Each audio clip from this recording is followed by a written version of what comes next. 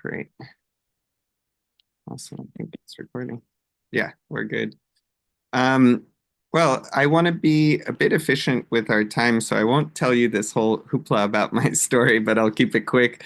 I moved to Costa Rica about 20 years ago from New York City, where I was in event production and nightlife and other things. And my life was not the kind of life that I wanted to live now. And I set with my family a plan to look around the world of where we could move to live better, to grow our own food, to be in community. And I started going on retreats and different kinds of wellness experiences at the time, Burning Man and other things that were close to what I wanted, but weren't really it. And my family and I were looking where could we specifically create a wellness center, an eco village, all of these ideas that are now kind of arriving into the world much more actively. And after a lot of research, Costa Rica became the country, namely because I met a girl who told me to visit. It wasn't some crazy thing. But when I got here, I started to research, and my first research was to get to speak to people.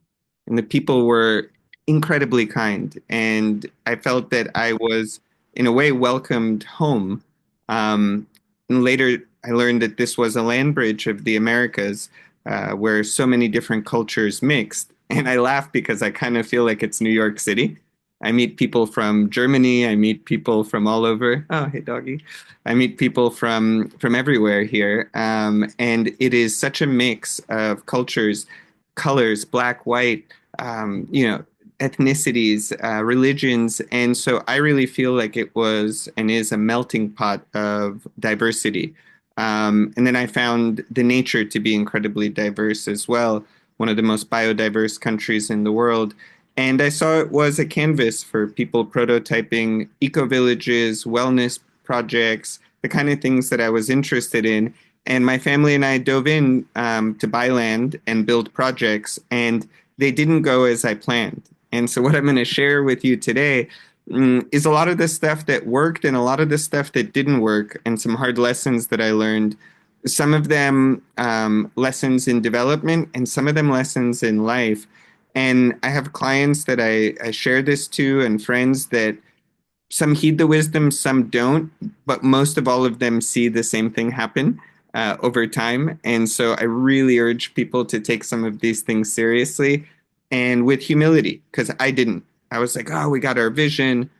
We know what we're doing. Our money's going to last. Like, this is what we want to do. And spirit is guiding me.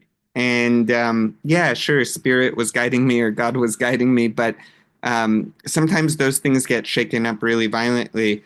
And for me, it was a very hard learning curve when the real estate market shifted in 2008 and financing for projects changed. And I was in a relationship building a retreat center and real estate project, and the stress just piled on at that moment. And so everything that seemed like such a beautiful dream became really difficult, and later it became beautiful again. But I try to help people avoid that part that is the trough, the dark night of the soul part. And sometimes you need it. So, yeah, basically, over the last 20 years living here, have worked on a lot of different projects, be it homes that my friends just want to build who have come from Canada, to entire retreat centers and thousand-acre villages. And they all share the same common underpinnings and same common beginnings, which is looking for land and planning well.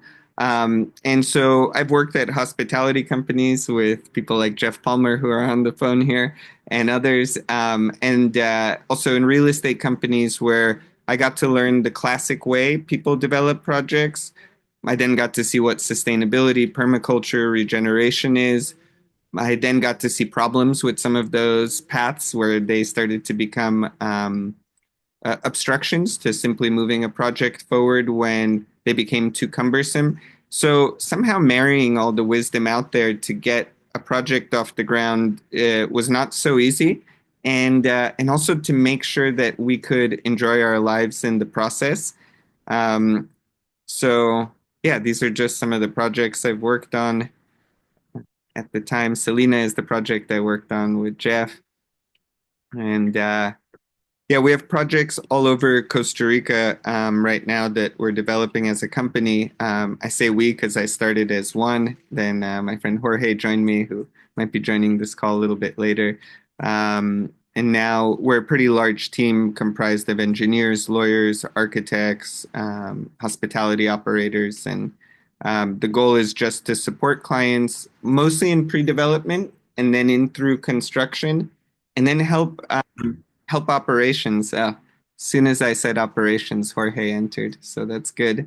What I mean by operations is whether people are building retreat centers or a lot of our friends want to build homes that later they could rent and have an income producing asset. That has to be thought about in the beginning, in the very beginning. It has to be built the right way. The laundry rooms have to be the right size. So if it's just a home to live in and you want to never rent it in your life, cool. But if it's something that you want to build and potentially spend part-time in and have it produce rental income, there's a lot of things to consider. So we'll look at some of that today. And I looked at some people who filled out the poll or the questions. So I know some of the needs, so I'll try to address them instead of just going through a presentation the way I want to. Really wanted to have value to you guys. And anything I don't address, you all have my email, you know how to contact me. So feel free just to reach out and we could jump on a call if you feel that there was something you wanted to go deeper into today that we don't hit. So yeah, today I do want to hit three categories mainly, which is how to align your vision and strategy. Because yeah, you have to form a solid strategy that marries your vision with the practical path to seeing it come to life. Land fundamentals, how to have a toolkit to really evaluate and select a property correctly, and just financial strategies for success, how to create a roadmap to get very clear on how things will be constructed, what are the costs, any income you might see from that in the future. So, yeah, let us dive in. So, first, I want to go through some of the biggest challenges and misconceptions in land projects. And I call them the five myths. I think there's more, but one is this is going to be so fun and easy. And it can be, it really can be. But I also find that this kind of work, building a house, a project, can be so hard on founders, groups of people who want to do this together, couples, friend groups.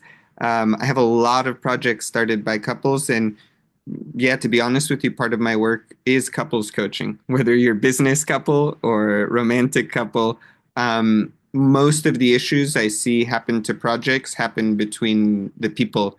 I really rarely see like, oh man, they really messed up the house. It's slanted like this. We sometimes run into construction issues, but the biggest issues happen early on with founders and partners. And so, especially when it's investors too, it's a real big issue that we tackle. And whenever I tell people this, they're kind of like, "Oh, okay, we'll figure it out." And it's something we have to look at from the beginning and how to de-stress the process. And we'll look at some options and ways to do that. Um, the other big myth is, oh, this is going to take me 2 to 3 years to build this thing, and I know what it'll cost. And it'll take usually twice as long as you think. Maybe that's an exaggeration, and three times more.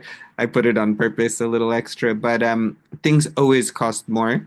And I'm not saying just because construction costs rise, but there's a lot of unanticipated changes in projects that happen. And so when people, it's funny, people get really nervous because I ask them how much money they have. I have clients who are billionaires and clients who are barely making it. And I've seen multi millionaires have these things called liquidity crunches. I didn't know what that meant. That means when they run out of money. I'm like, you run out of money, you have a hedge fund, overspent, overinvested, gave too many loans to friends in Nosara. Doesn't matter what the excuse is, but things usually end up somehow costing more than people anticipate. And so when someone says to me, "Oh, I want to, buy land for 500K and build a house for roughly the same amount," and they tell me they have $1 million, we have a problem here. And so they leave themselves no buffer and they go all in and then they stress out, especially with the cost of living. Whether it's in Costa Rica or elsewhere, you really have to account for the cost of living in some of these countries or visiting. So I really like people and I help them with it, make very careful budgets in buying land and investing. Often I pause them to just take their time and investigate, maybe work a little harder. When I was in my retreat days, I would tell people just quit your job and follow your dream and take a leap into your life. And I kind of looked back and I was like, wow, that was so irresponsible of me because for half of them, it worked out so well. And for the other half, they're in a funny position right now where I'm like, oh, you should have worked in corporate 2 more years and saved some money. So I'm a little more cautious now with some of those statements of just follow your dreams. Yeah, follow your dreams, but tie up the camel, make a plan, especially a budget.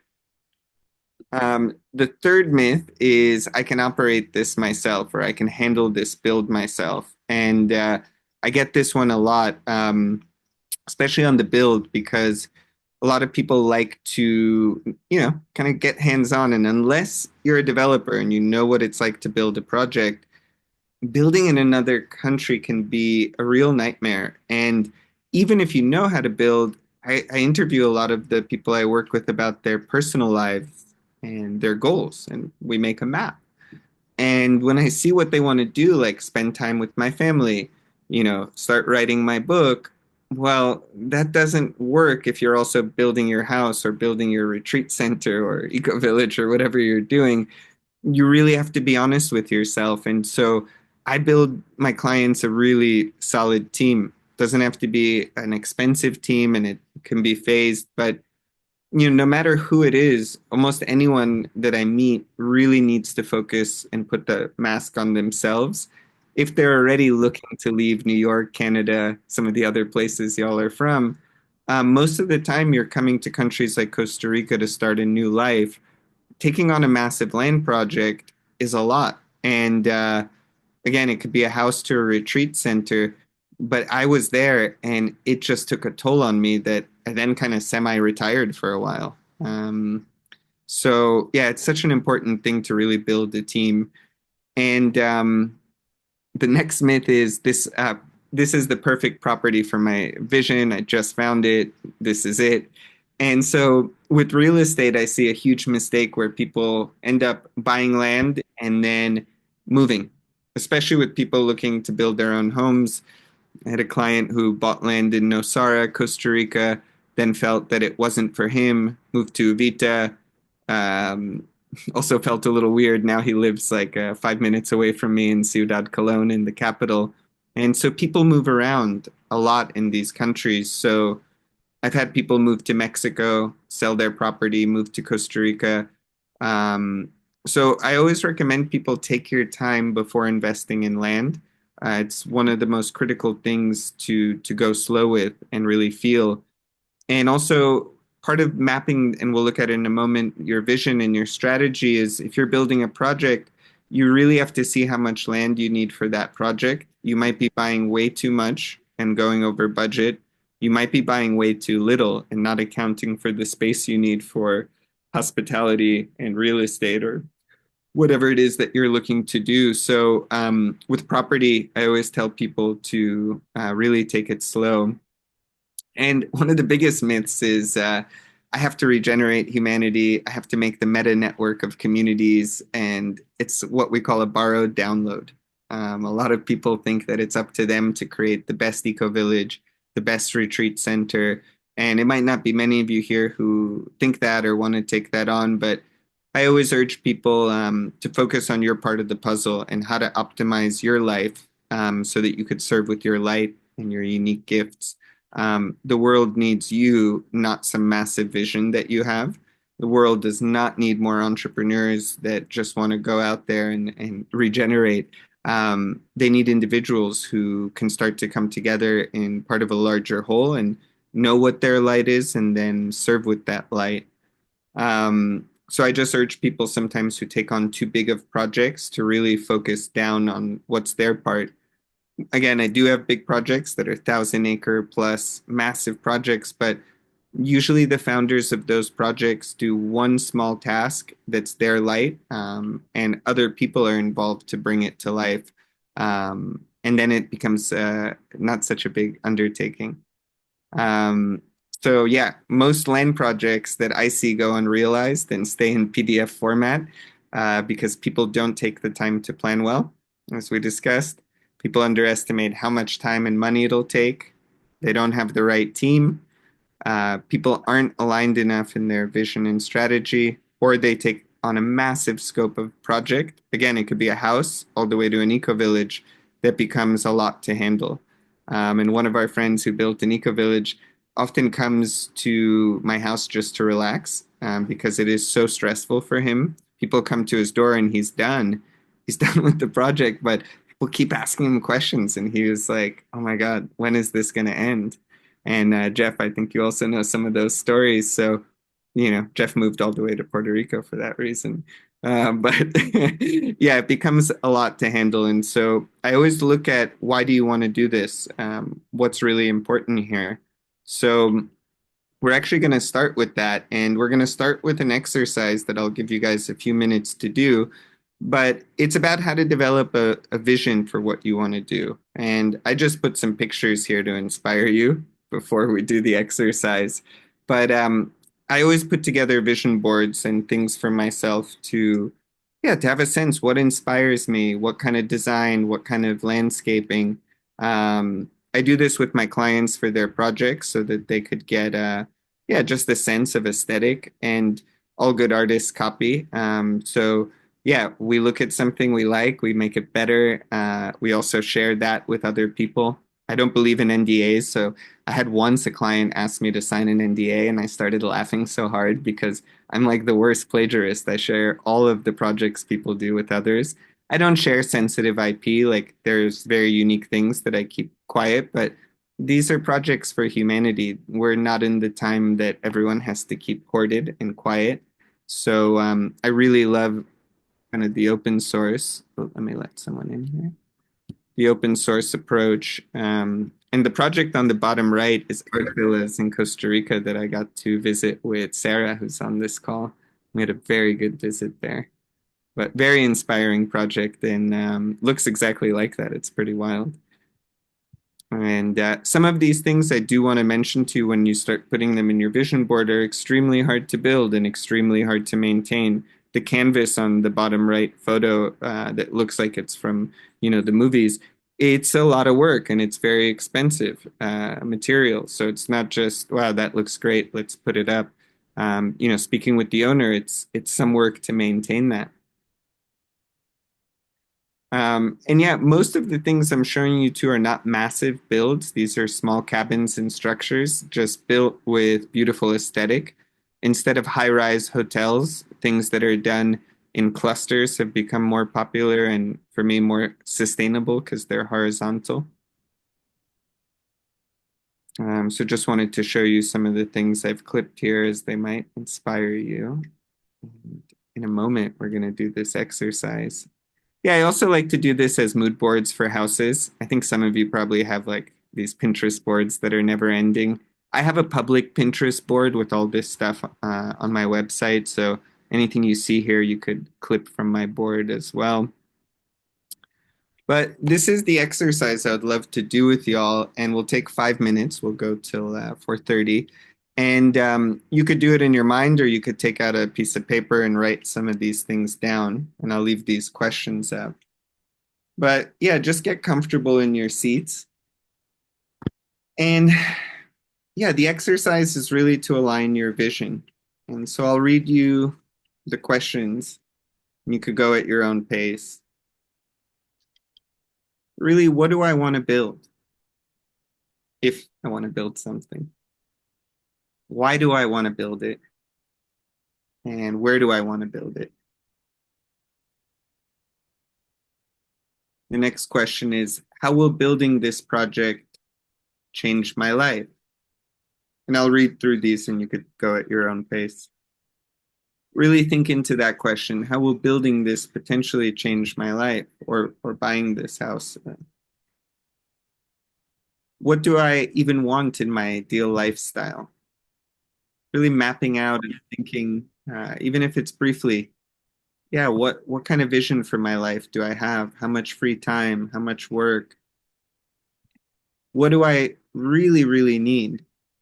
Do I need nature? Do I need community? Do I need food and water security? Do I need privacy? How big of a project do I want to embark on? What type of property am I looking for? And where might that be? The country or the specific part of the country? How will this impact my life, family, and ideal vision for myself? Do I have the money to build our vision? Do I have a clear sense of the budget it will take? Or will I need investors, partners, support from friends or family? Do you have a financial strategy and model for sales, for rental, for yourself? And how much of my own energy and time will I have to deploy? I'll give you all a few moments just to jot down some answers here or think about them.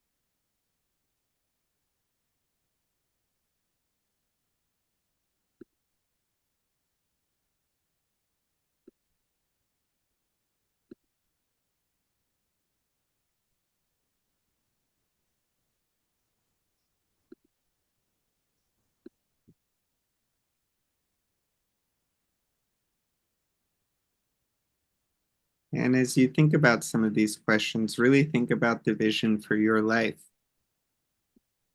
I just did a 40-year vision of my life and worked back every 10 years till now. So really see where you want to go and the path it'll take for you to get there and how this year needs to look for that to happen, how these next 5 years need to look.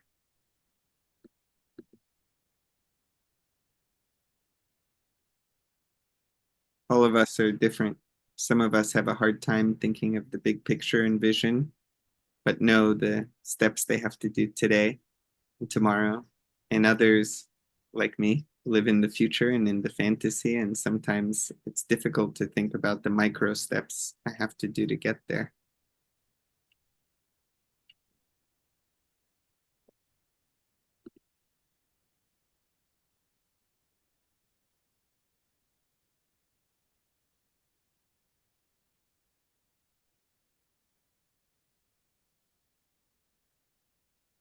How much time do I want to work? What time of day do I want to work? I even break out my ideal week. On different days, I do different things. Most people don't know I don't do calls on Mondays, very rarely on Fridays either. I work on my business in the mornings. I do client calls in the afternoons. These are non-negotiables, part of a life vision. Except I have one client in Bali, so I have to do the morning with him. But yeah, really mapping this out and then sticking to it. Creating, I use Google Calendar, but creating a calendar for some of this stuff is critical. So yeah, I'll give you guys this video and these slides so you can answer more of these later, but we'll continue for now just to respect your time. And I just wanted to show you really briefly, but this is, we'll go through some images, but this is a client from Canada who wasn't sure if they wanted to build a big, big retreat center or their own family villa. And we ended up building something in between where they have these little guest pods and projects called Levitate. Their family home is on the right. This isn't a final render, but it's now starting construction. And it functions as a retreat center. These guest pods are income producing Airbnb rentals that could be rented individually or in a full group buyout. There's a yoga shala, there's a common kitchen. And so the family gets to stay in one of the units. They also get to have it produce income for them. And to give you an idea, most retreat centers cost 3 to 5 million to build. This is 1.2 million. And although expensive, it's not as expensive as most retreat centers cost. And even as a villa, most villas in Costa Rica start to climb to prices that are higher. So they got to do something that kind of hits the best of both worlds for, yeah, for what they needed. Just wanted to show you guys that. And next, wanted to cover land fundamentals and, basically having a good process and a good checklist to start to look at land, I think is critical. So wanted to go through some of those things. We obviously have limited time today, so I can't go nuts with how much I share with y'all. But for me, having a good real estate team on the ground and my criteria clear is really important. We have Sarah here on the call. I do a lot of real estate with her.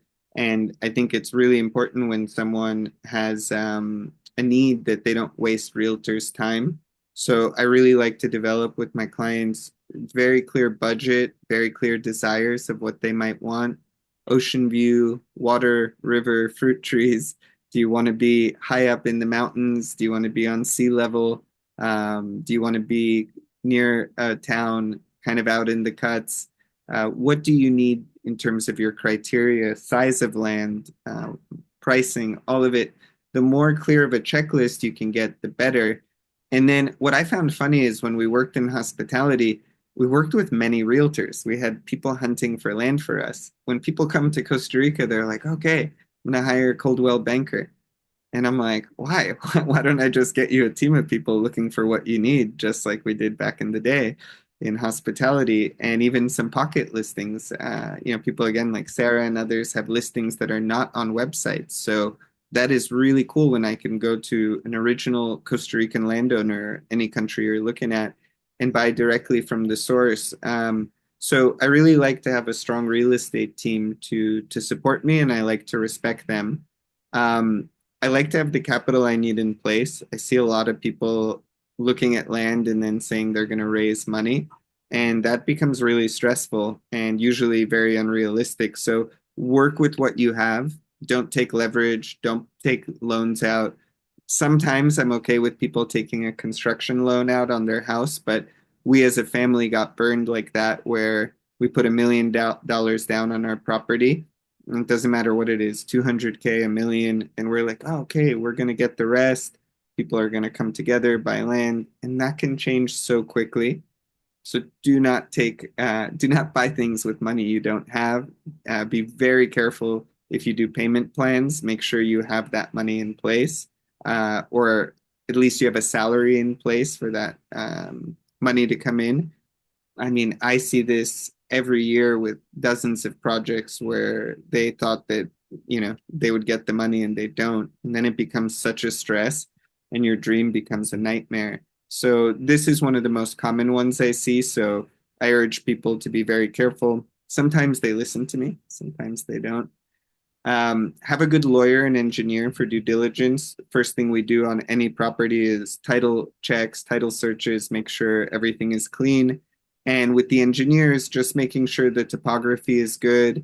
In Costa Rica, if you have water springs, they have usually a 150-meter protection radius. So I've seen gorgeous properties where 90% is unbuildable. So really making sure you do strong due diligence. Again, having a clear financial strategy and budget ahead of time. Getting a really good topography done is critical. A lot of properties in Costa Rica are like this. And I remember I was walking a property with a friend that many of you know, Stephen Brooks, and an Israeli developer. And he said, what do you think? And on the website, it said gently rolling hills. And Stephen Brooks says to the developer, we're standing on an incline that's like 90 degrees. He's like, I don't think this is gently rolling hills. And so a lot of times properties will be excessively expensive to develop because of their topography.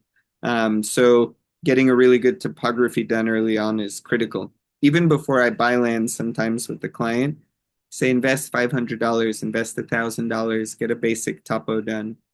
And so that goes into the next point, which is having a clear sense of the development potentials and risks ahead of time. Every project will make a checklist. And sometimes there's risks that are palatable. A certain permit isn't in place. We don't have a land use on a certain property.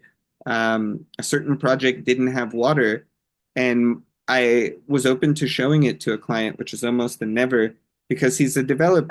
He saw that essentially he was going to get a discount of about 50% on a property. And he knew the property would get water. There was abundant water there, and he did.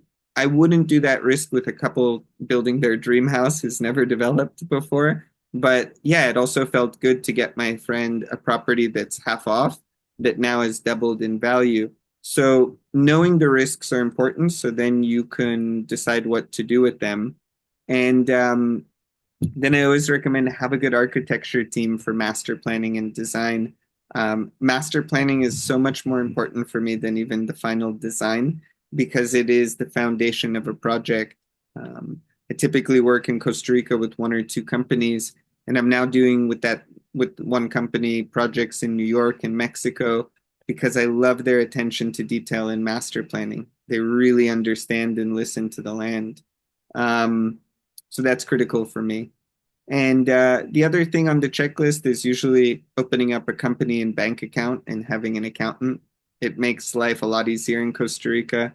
You can buy land in the name of a company, get your residency, have a bank account here for petty cash. I see it's so annoying for people to run to the bank to pay, $200 for someone who's chopping the grass on their land. So yeah, getting those things in place ahead of time really will lower the risk and lower the headaches that you'll have. Yeah, I just wanted to show you some photos. This is my buddy Sabo who bought property 18 years ago or so in Nosara. And he's pointing on the right to how far his land goes, and it's way beyond where we could see. But he bought about 200 hectares up in the mountains, 40 minutes away from Nosara for such a low price when he bought it. Now land prices have skyrocketed. So he had very clear criteria that he wanted big, big property, and that wouldn't be affordable down on the beach level. So he went up into the mountains and now has this delightful finca. And I'll fly around a lot to look at land and see it from above. Especially in countries like Costa Rica, it makes it so much easier to scout land and to get from one place to another on a real estate tour. And again, in the real estate criteria, what's important for you? On the right is my swimming hole on my property. It's a small pond that I go swimming in. Um, and so that's really important for me. And I thought I had to go really far away, but I live in the suburbs of San Jose and live on a 20-acre farm in the mountains. And then I'm in the city and airport within minutes. So it doesn't have to be what you think sometimes. Also, if beaches are important for you, versus mountains, starting to get that criteria really, really dialed in. This is a group called Leap Forward that I'm a part of that they did a big real estate tour with me. They're kind of experts in the community and coherence space. And we planned a trip all the way from Liberia and Guanacaste through Nosara, Santa Teresa, San Jose. And then they did part two and went down to Dominical, Uvita, Tinamaste, and Chiripo. They wanted to see the whole country. I didn't go on the whole trip with them because that would be a bit ludicrous, but they had really strong opinions. And at the end, they bought land in Nuevo Arenal in a small town that none of my clients own land in, but they found issues with every town they visited for what they were looking for. And literally some of the criteria, because a lot of them are New York based, Liberia was the best airport. They wanted to be within 2 hours. They wanted to be in a mountain town. So once we nailed the criteria, the search became a lot easier. We visited the eco villages. This is Ecovia and Alegria. Stephen Brooks was touring us. That's him here. Um, at the time, they gave him some very critical feedback, um, but it was okay. It was all okay. They're very honest people. But yeah, this is an existing eco village now that Jeff was a part of incepting, and people are living there. Some people are thrilled. Some people aren't. Some people moved out, and that's the reality of it too.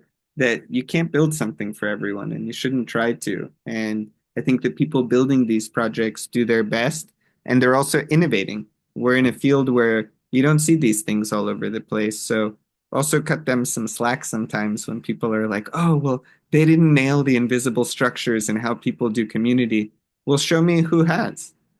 Look at the best eco villages in the world, and they have problems from corruption to sex to this and that. So, I think we're still evolving very much so as humans in terms of how to live together. And one of the things I'll say is it doesn't have to be eco villages either. There are people who live in neighborhoods. Sarah, you live in Nosara.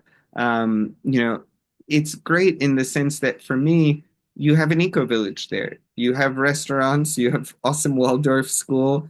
People have privacy, they live in their house. You don't have to live behind a gated community to live in neighborhood and village. And so look for what you want. As someone who studied community their whole life, I live alone in the house in the mountains. Most of my community, some of them I see on Zoom, some of them I fly to visit. Others are just in my town here, and it's a couple of very close friends that I live with in the capital that I see for dinner. So yeah, find your flavor of community. For me, it's not living in a village context, and I also feel like in Costa Rica, I'm blessed because I could go to Nosara and drop in for a week or a month with 20 friends or to Vita or other parts of the country. So certain countries are gems like that where you can have community all over. So yeah, just to go over, we'll go really quick on this part, but definitely work with a variety of realtors and people when looking for land. Really do your homework and comparable research. Listen to the land, ask yourself a question, does this feel right? I wrote recently a post on Substack about this, but take off your shoes, take a moment, walk the land. Your body will never lie to you to see if it's the right place for you and take your time. Um, Also, land preservation and stewardship versus neocolonialism. This is a big topic. Costa Rica as a country is getting bought up by a lot of Americans and Canadians. So most people don't know this about me, but I stop a lot of projects. I downsize a lot of projects. My success ratio is not how many projects I build, but I really care about the people I work with. And so I used to say more, I'm like a real estate and hospitality advisor. And my friend said, no, you're a coach. And I said, oh, I don't like that word coach. He said, no, you are a coach. And I said, why do you say that? And he said, because coaches care about their clients. They care about the outcome of their lives. And I really do. And I care about this country. And so when someone really wants to move here and add to it, buy land, preserve nature, steward the land they live on, even my small property here, I've planted so much food on this little tiny property.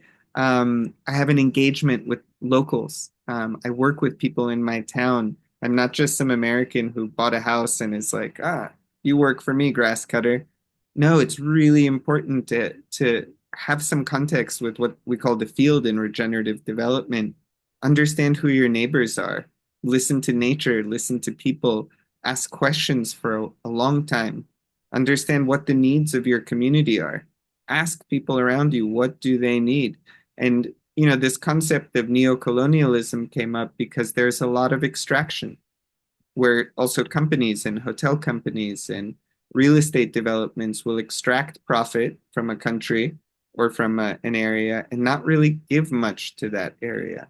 So, yeah, that is neo-colonialism. When you're just taking land and water and it's this grab and this feeling of scarcity, versus people I know who are really doing large scale land preservation or stewarding a small plot of land that, they're inviting local community to. And so there's a lot of good examples of this at any scale, but it's mostly a mindset. It's a mindset if I need for me, or if I'm here to be part of the we. And so I like the word slow real estate and real estate undevelopment, because that's a lot of what we do, where, friends who even want to do big projects will buy, 1,000 acres to develop 1% of it or 10% of it. So looking at ways that we could preserve more land than we develop. I have other friends who just buy land to keep it raw, and for them, they're very happy about that. Have a little small, shack on it. So yeah, just wanted to share that perspective.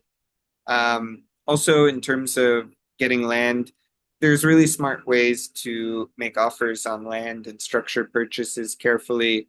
How to create really strong contracts for deposits. So when you're buying land, really be careful in these things. Don't just say, "Wow, I found it. Let's grab it." There's careful ways to negotiate owner financing payment plans, which again only do if you have the money to pay it, and have the right legal and accounting structure and the right team that can help you with all of this. That team should make you really good due diligence windows, meaning when you buy a property, sometimes it says 60 days of due diligence. Take 90, take more, structure it so that you can actually make sure that everything is working out. And then check back to your vision, check back to your mission and values. We didn't go through the whole exercise, but I have my clients really create their vision, mission, their set of values for themselves or for the project. And everything has to go to that true north. The vision is what you want to do, like where you want to go and why. And the mission is how we'll get there. Most people mess that one up. The mission is the specific steps of how we'll get there. It's not just what the words are translated to, it's a process and the values upon which these things are built. Again, from your family house to the biggest project you create, these are so critical, because very often things go off vision. And yeah, I just wanted to show a few slides very quickly of kind of the construction process. We won't be able to go into it in this presentation, but just one example. This can be different a little bit depending on who you work with. But this is my buddy Sabo, who I pointed out earlier, building this yoga shala and house that he built in this little project. But what's the vision, for the land, the site analysis, the initial concept, then we start designing, then we take that design and get construction documents, and then it gets going. So yeah, to build efficiently, due diligence, it's really important to make sure you're getting a good price for what you're building. So find really good builders, bid multiple builders, and architects. Understand the permitting process. Most people sometimes get surprised when what they build isn't permittable. And I tell people consider tiny homes and smaller builds first to ignite bigger visions. Even if it's your house, get settled. Get maybe a little small 2-bedroom modular home while you're building something bigger. Use as much local materials and labor as possible.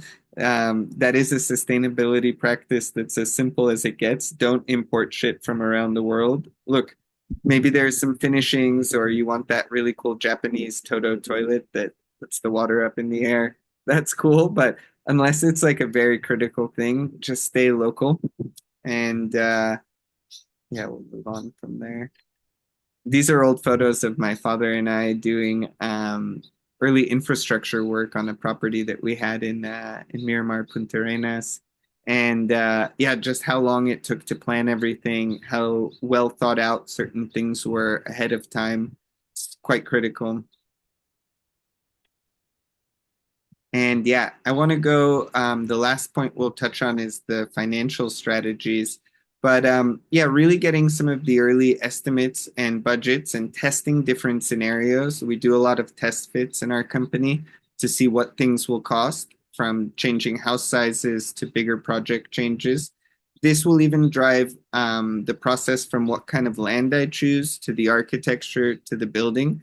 So I do this ahead with my clients. We nail a vision, then we put a financial strategy together. We test different models and we put a team together throughout that process. So knowing what everything will cost is critical. And for those of you looking at potential operating projects, homes or retreat centers, vacation rentals, exploring income generating opportunities, rental properties, and how to phase those for efficiency, meaning how many units do I want to build? What size of buildings do I want to do? What will be the rental strategy? So my partner Jorge and I were just advising a project where, based on the location, two-bedroom units will rent way better than any other size. And so then don't just go building one, two, and three-bedroom options. Of course, you can have those, but understand that for your clients, the two-bedroom unit will be the best, or two-bedroom house, excuse me, will be the best rental for them.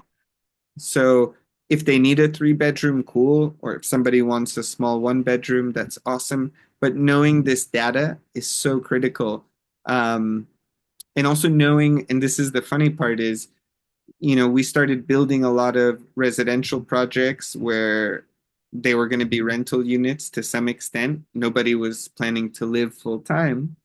And also a retreat center. And so it's a very common project where you have a retreat and a small residential. Who's going to operate that? Who's going to manage it for you?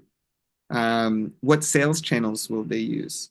Who's going to do customer service? So we're supporting a project in Tinamaste where, the homeowners are not going to put their houses on Airbnb, Booking, all the different channels, put pictures on all those channels, adjust the prices based on seasonality, deal with customer service. So Jorge and I have put together a company that helps them in doing that, that we work very closely with, that handles all of that for them, and they pay them a percentage of rentals.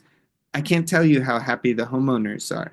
I mean, it's critical. So if you're not going to enjoy this process and you're going to be on the computer all the time checking how your Airbnb rental is going, I know one couple who love that, but for most, it's not what they want to be spending their life doing. So we help people usually find the solutions for what they're going to build, how to operate it ahead of time so there's no surprises later. Whether that's our company or another, that doesn't matter. I just want to make sure that there's somebody who can handle their needs.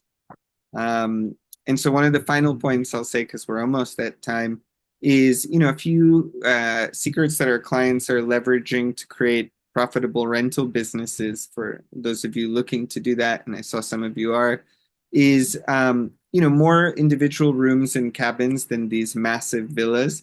Sometimes very hard to rent big rental homes where you can have small cabins that could be rented individually or as a whole. Looking at low operating expenses and staffing expenses, rental properties versus massive hotels. Hotels typically have a huge staff, a lot of expenses to operate. And so looking at models where the things you built can be operated more like vacation rentals than hotels with a property management company. Um, yeah, and as I mentioned earlier, creating smart staffing solutions, technology solutions, reach out to me. There's companies out there that will handle all of this for you. And the final and most important point is experience versus luxury. I find that crafting unique experiences and memorable experiences are the most important thing because people don't really need houses. They need a lifestyle. They need to taste the thing that I get to enjoy a lot. And many who live in Costa Rica and other countries do, which is it's a way of life. And so there's incredible nature and adventures and healers. And so when you can create that experience out of a home, it is an incredible process, an incredible thing to feel to because people leave you these reviews that, staying here changed my life. So just wanted to share that last point.